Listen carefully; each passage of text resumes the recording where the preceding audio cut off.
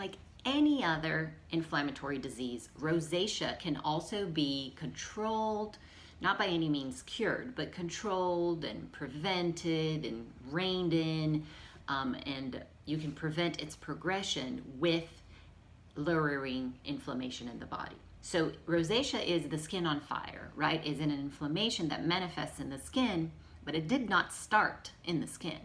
It started in your body, and then because of genetics, predisposition, you manifest it in the skin. So I'm not going to go into a lot of detail of what rosacea is. If you have it, you know you have, but it's an inflammatory, chronic inflammatory condition of the skin that manifests in 4 subtypes, and we're not going to go into them either, but they manifest differently. But it's usually a redness over here on your chin, on your neck, or on your cheeks, sometimes on your chin, your nose, and it can have pustules, it could have little acne thingies, it could change, be like more coarse, your skin, change textures and all. But the underlying condition is always inflammation. And this is where I, as a functional medicine practitioner, can help people with rosacea, because I can put out the fire of the underlying inflammation and help with the rosacea symptoms. Again, I cannot cure rosacea. It is a skin condition, but it is driven by inflammatory processes in the body that we can really work with in functional medicine. So the triggers that we can see, acute triggers, meaning you eat something or you're exposed to sun and you feel the redness and the burn and everything, these acute triggers are spices, so the hot chili peppers, alcohol, sun exposure, caffeine, stress, acids, hot foods, so putting acid on your skin, and hot foods. All of this can trigger acutely, but the drivers are many in the body, and this is where we want to work with as functional medicine practitioners. So I'm going to give you a few of the lineup of these drivers that we can work on. So what generates inflammation in the body? Stress generates inflammation in the body. So we have to work on stress, managing stress, knowing how to cope with it. We can't avoid stress in our lives. What we can do is become more resilient to it, right? What else causes inflammation in the body? A poor diet, an inflammatory diet that is high in sugar, that is high in processed foods, that is high in fried foods, that is high in inflammatory refined oils, so canola oil, cottonseed oil, sunflower oil, safflower oil, all of those are very inflammatory. A diet that is poor in fiber and phytonutrients, so it's poor in veggies and plants. A diet that is high in saturated fat is very inflammatory, so a lot of bacon, a lot of butter, a lot of lard, a lot of red meat without the fiber and the phytonutrients to combat that can be very inflammatory. So the standard American diet, SAD diet, is sad for a reason, because it's very inflammatory, right? What else can generate inflammation in the body? Lack of sleep. So if you're not sleeping, you're not detoxifying, your hormones are not okay, so it's very inflammatory not to sleep. So we can work on sleep, right? Another thing that's very inflammatory are toxins. So toxins in the body come from a million places.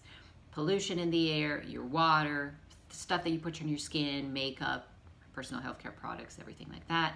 Your food as well, so pesticides, herbicides, and all that. Those are toxins that we can work. It comes from your pans, your cooking utensils, and this is all something that we can work with, giving you tools to reduce this exposure to toxins so that your body can calm down this fire of inflammation.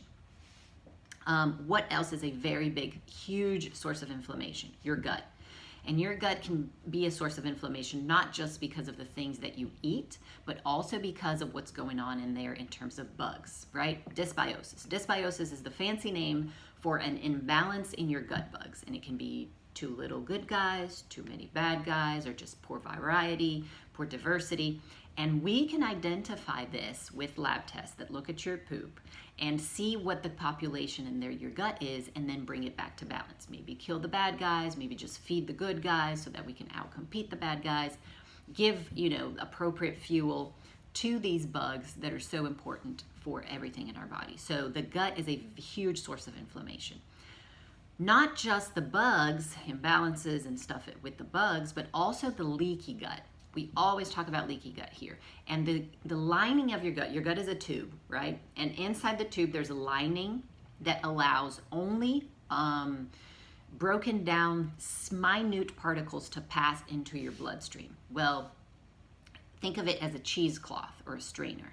And it's supposed to be very nice and tight and only let little teeny things come in through these little cracks. Well, if you have huge cracks, rips and tears in your gut lining, that's leaky gut. So it's leaking things inside your body that we're not supposed to be leaking in.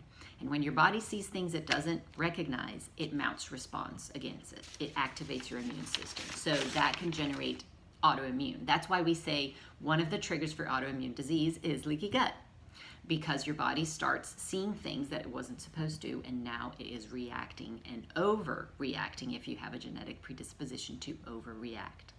So the treatment dermatologically for rosacea is antibiotics in the skin, and sometimes oral antibiotics. And why does that sometimes work? Because when you take oral antibiotics, you kill the bad guys, you kill the good guys, but you also kill the bad guys in your gut. And sometimes you have a temporary relief from because of the antibiotic, because you have treated the dysbiosis indirectly. You weren't trying to, but you did. And then you have temporary relief. But it backlashes. It comes back with a vengeance because you also killed your good guys, right? And then if you're not feeding with the diet the appropriate bugs, which the SAD diet does not feed the appropriate bugs, you get, again, the overgrowth of bad bugs. So it's a vicious cycle. You take antibiotics, you feel better, but then you feel worse. And then you take antibiotics. And antibiotics on the skin give some relief because it does kill the bacteria on the skin. So obviously, I'm not going to go into the treatments of dermatology because I'm not a dermatologist, but there are things that you can do and have to do at the skin level, like, for example, IPL, which is intense pulsated laser. This is something that people with rosacea have to do forever as maintenance, so you won't progress into that thick, coarse, red-looking skin. But what can we do as functional medicine practitioners? Vitamin D has been studied and shown to improve a lot. Vitamin D is very related to immunity and this overreaction of the body. It helps with the inflammation. You have to treat the dysbiosis if you have that imbalance in your gut of good bugs, bad bugs. You have to treat that. If you have an overgrowth like SIBO, small intestinal bacterial overgrowth, you have to treat that. You have to lower inflammation with an anti-inflammatory diet, lowering your exposure to toxins, improving your sleep, managing your stress, all this source of inflammation. We have to look at that. If you have low stomach acid, what happens when you don't have enough acid in your stomach? One, you don't digest proteins very well, so you get malnourished. But two, you don't kill the bacteria that you get from your food, from the environment. And so you get an overgrowth here in your intestines because the first barrier was the stomach acid and you don't have enough of that. So maybe identify if the patient has low stomach acid and that there are ways to measure this, and then give them a support so that they don't have this problem anymore. Food sensitivities are a big driver of inflammation in your body because if you are sensitive or allergic or intolerant to a certain substance in food and you keep eating it, you are just feeding the inflammation in your body. And if you don't manifest in your skin, you're going to manifest somewhere else. Everybody manifests inflammation somewhere else. It just depends on your genetic predisposition. So here we're talking about rosacea, but the treatment is the same for any chronic inflammatory condition, right? The next thing, well, the food sensitivities not only drive inflammation, but they also cause leaky gut. Right? Because if you have inflammation in your gut, what happens when you have your skin inflamed? It gets hot, it gets swollen, right? So it's the same thing. In your gut, you get redness and swollen and just the tear. So you get leaky gut. Something that's very important with people with rosacea, sunscreen, even during the night. Obviously not to go to sleep, but if you're working with all these bright lights and lights from your computer and lights from your cell phone, that blue light that comes from these devices and the lights burn you the same as the sun. So you have to have sunscreen, and women have an extra protective layer if they put some makeup on because you have that physical barrier. That really helps not aggravate your rosacea. Does it treat it? No, it does not treat it, but it helps you not progress, right? So sunscreen, very high sunscreen, apply all the time. This is very important. Sunscreen on the face. You don't have rosacea all over your body, so sunscreen on the face. You don't have to be covered in sunscreen all the time. Omega-3 fatty acids have been studied a lot for inflammation. It is something that really lowers inflammation. It counteracts the amount of omega-6s that we get in our diet, and omega-6s come from all these refined oils and even from nuts and seeds and things that are healthy, but we are getting way too much of that omega-6 in our diet, and this imbalance of too much omega-6 and too little omega-3 causes inflammation. So we give people omega-3 supplements to kind of counteract the amount of omega-6s that we are getting in the diet and to bring that back to good. Essential fatty acids, so good fats, definitely great to have in the diet because that participates in having a good skin barrier. Also GLA, this is another fat.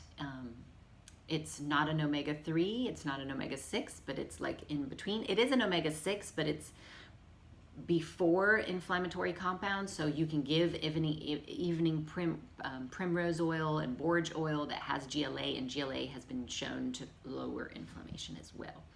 So you do have to have healthy sun exposure. Everybody does, even people with rosacea in the body, but always with the sunscreen and maybe even a hat to protect the face. Managing your stress levels. Be careful with anger, right? It's not just stress from work and family, but anger is something very triggering. So really know how to manage your anger, your frustration, your impatience, and learn tools how to manage that. So relaxing baths, taking a walk in nature. I have given you a million tools already in my channel here on how to manage stress.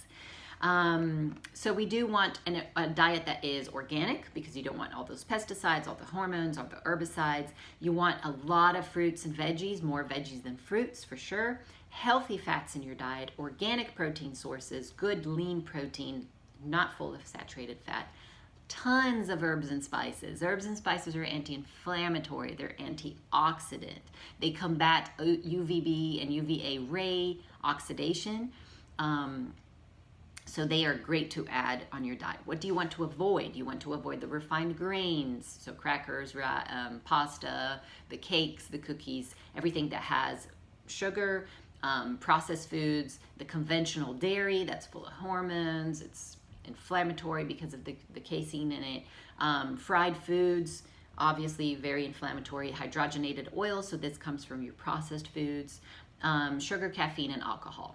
Alcohol you can minimize, you don't have to eliminate, but like caffeine, you don't have to eliminate, but minimize, especially if it is a trigger for you. I, for example, have rosacea, but I drink coffee and it doesn't trigger me.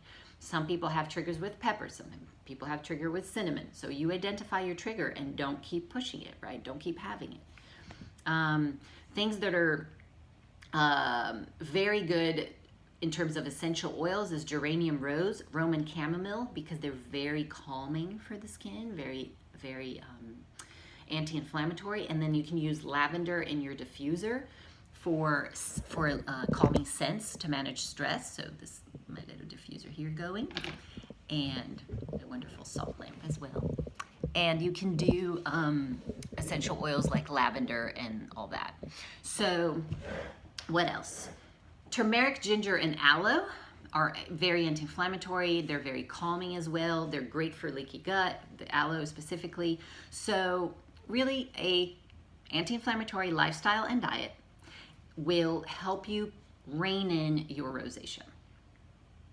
And just a last thing that I found out when I was studying this, rosacea can actually be a marker for autoimmune disease. So if you still have not found that you have an autoimmune disease, but you have rosacea, it's good to go look at your autoimmune markers in your blood and kind of investigate just so that you can catch any kind of autoimmune disease developing early and you can nip it in the bud.